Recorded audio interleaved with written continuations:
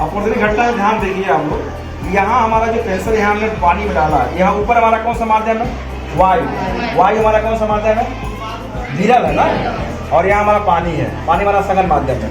तो विरल माध्यम सघन माध्यम में हमारा ये यहाँ माध्यम क्रिएट हो रहा है। तो यहाँ हम ये देख रहे हैं कि ये पेंसिल का जो यहाँ दिखाई दे रहा है कैसा है, यह थोड़ा सा यह मुड़ा हुआ है। तो यह अपवर्तन की घटना को क्या करता है, यह बताता है। श्वसन तंत्र की संरचना और उसके कार्य प्रणाली के विषय में अध्ययन करेंगे। श्वसन तंत्र शरीर का एक ऐसा भाग है जिसमें से वायुमंडल से ऑक्सीजन गैस लेते हैं और कौन सी गैस छोड़ते हैं। अब यह किन रास्तों से होते हुए गैसें एक दूसरे से क्रॉस करती हैं, कैसे जाती है, उसको हम जानेंगे। यह पहला जो भाग दिखाई दे रहा है इस मॉडल का, इसको कहते हैं नॉस्ट्रिल। नॉस्ट्रिल में ये अंदर की तरफ से छोटे छोटे रोम्स होते हैं, और ये छोटे छोटे रोम्स जब हवा के साथ कोई डस्ट पार्टी चला आता है तो उसको क्या करते हैं, उसको फंसा देती है, रोक देती है। यह है नेजल कैविटी। नेजल कैविटी से श्लेष्म स्रावित होता रहता है। अगर बाई चांस हवा के साथ में डस्ट पार्टिकल आया हुआ है, अगर अंदर जा रहा है तो वहां से श्लेष्म उसको क्या करता है, उसको रोक देता है, वहीं पे चिपका देता है। फिर यह फायरिंग्स। फायरिंग्स एक ऐसा भाग है जहां पर हवा और भोजन एक दूसरे को क्रॉस करते हैं। यह है लायरिंग्स। लायरिंग्स को सौर यंत्र भी कहते हैं, वॉइस बॉक्स कहते हैं। यहीं से हमारा आवाज निकलता है। जैसे हम बोल रहे हैं, यहाँ हम जब मार रहे हैं तो आवाज कोई परिवर्तन हो रहा है कि नहीं हो रहा, लेकिन शरीर के दूसरे हिस्से में कोई कहीं मार रहा है तो कोई परिवर्तन नहीं हो रहा। यह है ट्रैकिया। ट्रैकिया की लंबाई 10 से 12 सेंटीमीटर होती है। इसके ऊपर ये रिंग्स जैसी संरचना पाई जाती है जिसको कहते हैं ट्रैकियल रिंग्स।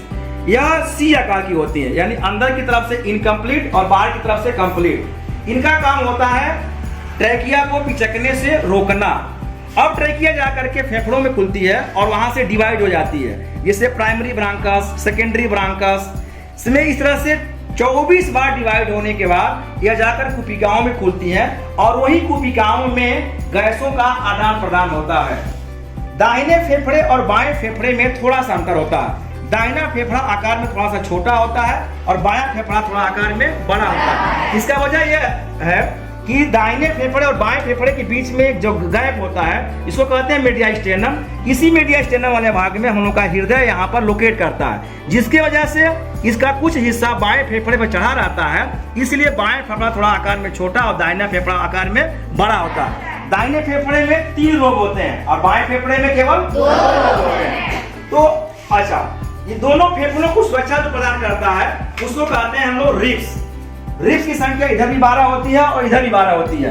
रिब्स का केवल काम होता है यहाँ पर इसको प्रोटेक्शन करना, लेकिन जब कभी भी हम सांस लेते हैं तो रिब्स में एक्सटेंशन भी होता है, फैलता भी है, सिकुड़ता भी है, यानी श्वसन क्रिया में भी इसका काम यहाँ पर होता है। तो इस तरह से हम लोग देखें कि किस तरह से फेफड़े में वायु जा रही है। तो सबसे पहले कहाँ गई, नॉस्ट्रिल में, फिर उसके बाद नेजल कैविटी में, फिर उसके बाद फायरिंग्स में, फिर उसके बाद लायरिंग्स में, फिर उसके बाद ट्रैकिया में, फिर प्राइमरी